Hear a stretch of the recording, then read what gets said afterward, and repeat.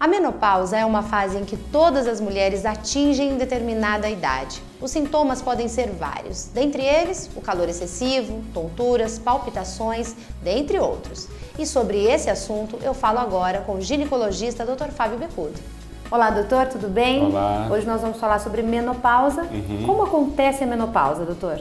A menopausa é um período que a mulher passa a partir de uma certa idade em que os ovários param de funcionar.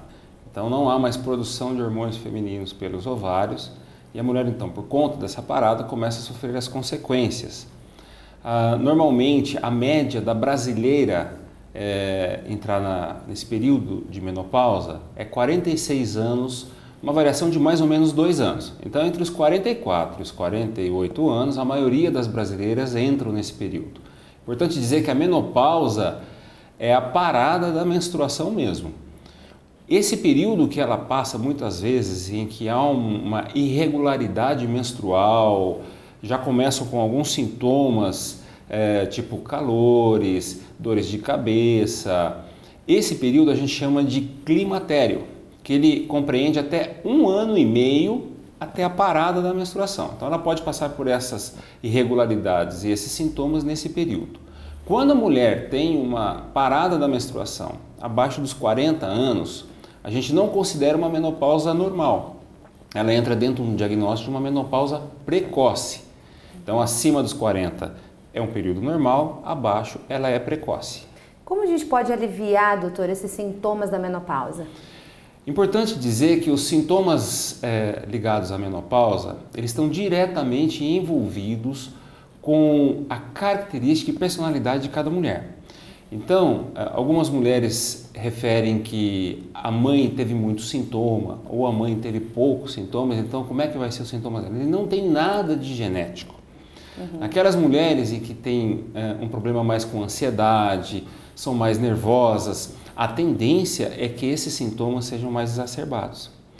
Naquelas mulheres que são mais tranquilas, que a gente chama mais de cuca fresca, esses sintomas às vezes eles são menores. Ela passa por esse período de uma forma mais tranquila. Então o importante é que o médico, através de uma conversa, e a menopausa, esse período é importante ela conversar bastante com o ginecologista dela, para que ele faça o diagnóstico, o quanto isso tem influenciado no dia a dia dela. Essa paciente que tem muita influência dos sintomas, ela deve ser tratada. Na paciente em que ela consegue levar numa boa, ela não precisa ser necessariamente tratada. Doutor, e fazer ou não a reposição hormonal? Esse é o dilema de hoje, né? Na verdade, desde o ano 2000, isso está bem estabelecido. Os Estados Unidos publicou um trabalho que foi um divisor de águas. Porque por muito tempo, a reposição hormonal ela era prescrita por qualquer motivo. Então, a mulher, por exemplo, ela não queria ficar enrugada, ela não queria ficar com a pele seca, dava hormônio para a mulher.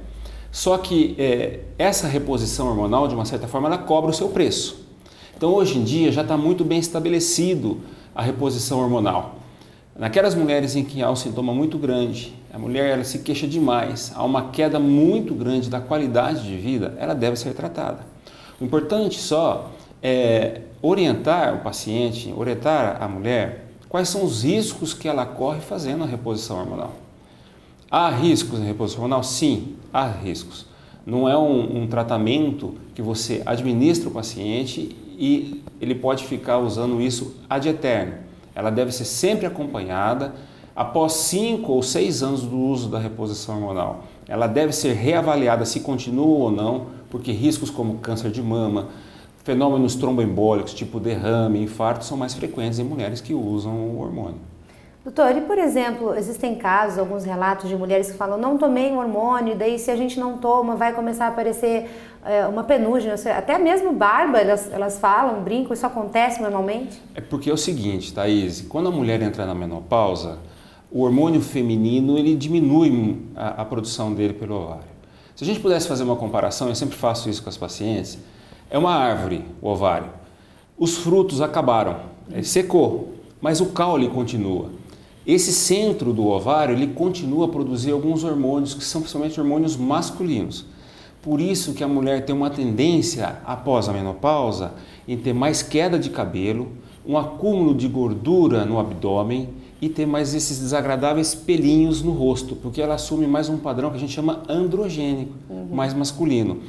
Isso não tem como evitar, é uma característica das mulheres que entram na menopausa mesmo, umas mais, outras menos. E por último, doutor, e mais uma vez agradecendo a sua presença no Viver Bem, a gente gostaria de saber a respeito das dicas que você pode dar para essas mulheres que estão passando por esse período. Pois bem, as dicas que a gente deixa aqui é aquela que eu já falei, que ela passe por esse período de uma forma bem mais tranquila. Isso é uma evolução, normal, é uma né, coisa normal, é uma fase que ela vai ter que passar. Depende muito dela como ela vai enfrentar. Agora, não é um momento só da vida da mulher.